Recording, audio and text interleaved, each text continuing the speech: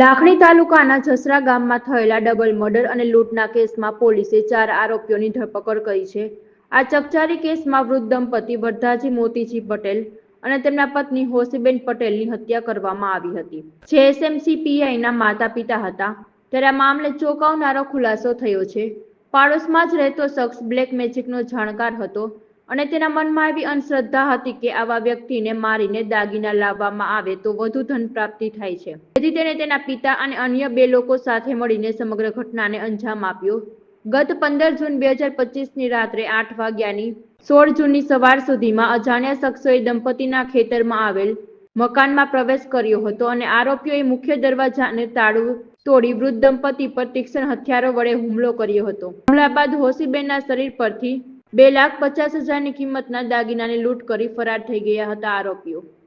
2 દિવસ પૂર્વે લાખણી તાલુકા કે જે અમારું આગથળા પોલીસ સ્ટેશન ખાતે લાગે છે, ત્યાં સવારના સમયે અમને જાણ થાય છે કે એક વૃદ્ધ દંપતીની હત્યા જે છે એ અજાણ્યા માણસોએ કરી છે। અને ખાસ કરીને જ્યારે અમને લોકોને ખ્યાલ પડે છે કે આ હત્યામાં જે વૃદ્ધ દંપતીની હત્યા થઈ છે તે અમારા એસએમસીના પીઆઈના જ મધર ફાધર હતા। આ હત્યાની જાણ થતાં જ લોકલ પોલીસ અને એલસીબી એસઓજીનો સ્ટાફ તાત્કાલિક જગ્યા પર પહોંચી જાય છે અને જાંચ પડતાલ સ્ટાર્ટ કરી દે છે। આ સિવાય આ ઘટનાની જાણ થતાં જ આઈજીપી સાહેબ તરફથી ડીજીપી સાહેબ તરફથી બી અલગ અલગ સૂચનાઓ અને કન્ટિન્યુઅસ માર્ગદર્શન આપવામાં આવે છે। હું આપ લોકોને જણાવવા માંગીશ કે પોલીસે માત્ર 36 કલાકની અંદર જ આ જે હત્યાનો ભેદ હતો એને પોલીસે ઉકેલી નાખ્યો છે।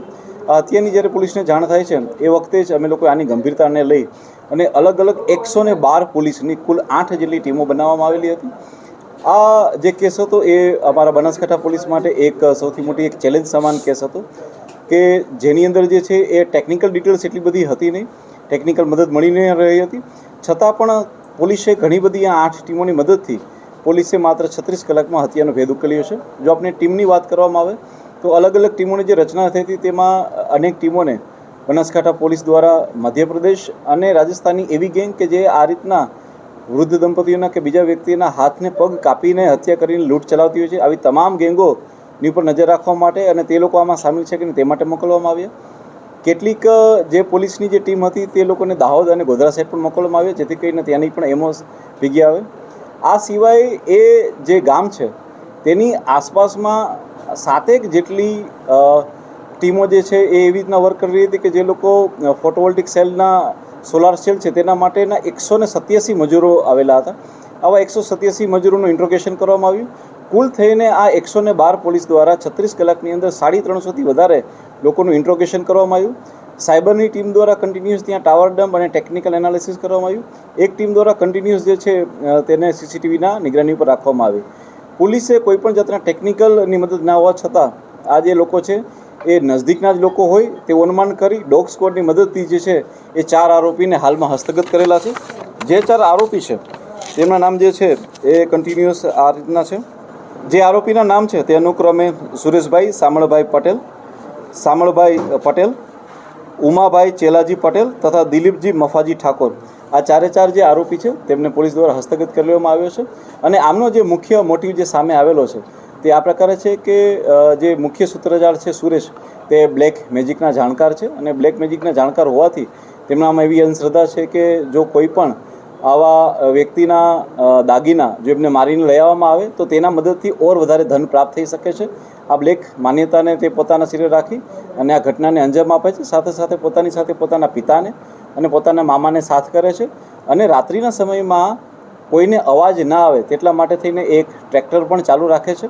ટ્રેક્ટરના અવાજની અંદર જે થઈ અને 3 લોકો ત્યાં જઈ અને મર્ડર કરે છે। આ સિવાય સુરેશના જે મુખ્ય ગુરુ છે ભુવા, એની પણ એ લોકો મદદ લે છે, તેના ઘરે જઈ અને ત્યાં પણ એ લોકો વિધિ કરે છે અને ત્યારબાદ જે છે એ પોતાના તમામ ઘરેણાને જે છે એ બીજા એક વ્યક્તિને આપી દે છે। આ પ્રકારની વસ્તુની જાણ થતાં જ અમારી એસઓજીની ટીમ દ્વારા તે લોકોને હસ્તગત કરવામાં આવે છે અને ઇન્ટ્રોગેશનમાં તે લોકોને પકડી પાડવામાં આવે છે। બિલકુલ જે સુરેશ ચૌધરી જે છે તે બ્લેક મેજિકના જાણકાર છે અને બ્લેક મેજિકના જાણકાર હોય તેમણે આ વિધિ માટે જ આ હત્યા કરેલી હતી એવું અમારી હાલની પૂછપરછ। જી ના, બિલકુલ એવું વસ્તુ ધ્યાનમાં નથી આવેલી। આ આરોપી દ્વારા એનું આ પ્રથમ જ મર્ડર છે, પ્રથમ ગુનો છે, તેના દ્વારા આની પહેલાં કોઈ ગુના થયેલા નથી, પરંતુ પોલીસ દ્વારા જે પ્રાથમિક ઇન્વેસ્ટિગેશનમાં સામે આવ્યું છે એ પ્રમાણે એ બ્લેક મેજિકનો જાણકાર અને ભૂવો હોવા છતાં તેની ઉપર ઘણું બધું દેવું બી થઈ ગયું હતું, એને આર્થિક સંકળામણમાં બી હતો. તેણે ઘણા લોકોને ચેક આપેલા હતા જે બાઉન્સ ના થાય તેના માટે પણ તેને આર્થિક સંકળામણ હતી. જે બિલકુલ અમે જે આજે આરોપીને હસ્તગત કરી તેમને અરેસ્ટ કરી અને ત્યારબાદ અમે નામદાર કોર્ટની સમક્ષ તેમનું રિમાન્ડ માંગવાના છીએ. અને રિમાન્ડ દરમિયાન પણ જો કોઈ મુદ્દાઓ ઉજાગર થશે અને જેટલો પણ મુદ્દામાલ પોલીસે અત્યાર સુધીમાં રિકવર કરેલો છે અને ભવિષ્યમાં હજી બધા રિકવર કરવાનો છે તે તમામને લઈને નેક્સ્ટ જે પ્રેસ કોન્ફરન્સ છે તેમાં બી હું આપને જણાવવા માંગીશ કે આ લાખણી તાલુકાના જસરા ગામની સીમમાં બનેલો બનાવ છે. જે આ પ્રકારની જિયોગ્રાફી છે તેમાં ખેતરોની અંદર ઘર આવેલા હોય છે.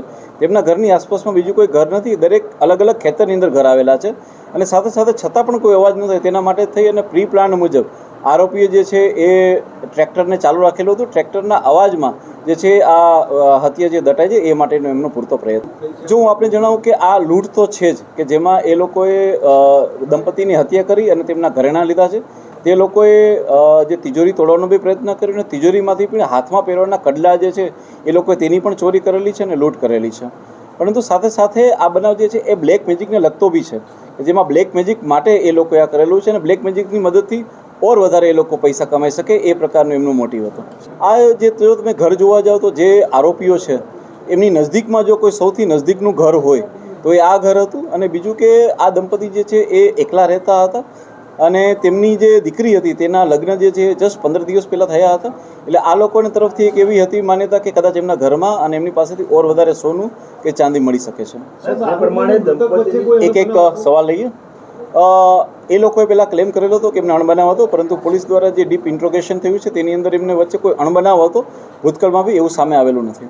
હાલમાં પોલીસ દ્વારા જે છે એ એમની પૂછપરછના અંતે પોલીસ દ્વારા જે છે એ સંપૂર્ણપણે મુદ્દામાલને રિકવર કરવા દેવામાં આવશે. પોલીસ દ્વારા દરેક પહેલું ઉપર ઊંડાણપૂર્વકની તપાસ થઈ છે અને હાલમાં તેની અંદર કોઈ સામાજિક પહેલું હોય એવી કોઈ પણ વસ્તુ સામે આવેલી નથી. જે બિલકુલ આની અંદર કોઈ બિશ્નોઈ ગેંગનો હાથ નથી. આની અંદર જે છે એ પોલીસે જે આરોપી હસ્તગત કરેલા છે તેમાં પોલીસ દ્વારા જે છે એ તમામ એવા હથિયારો કે જેની અંદર ઉપયોગ થયા હતા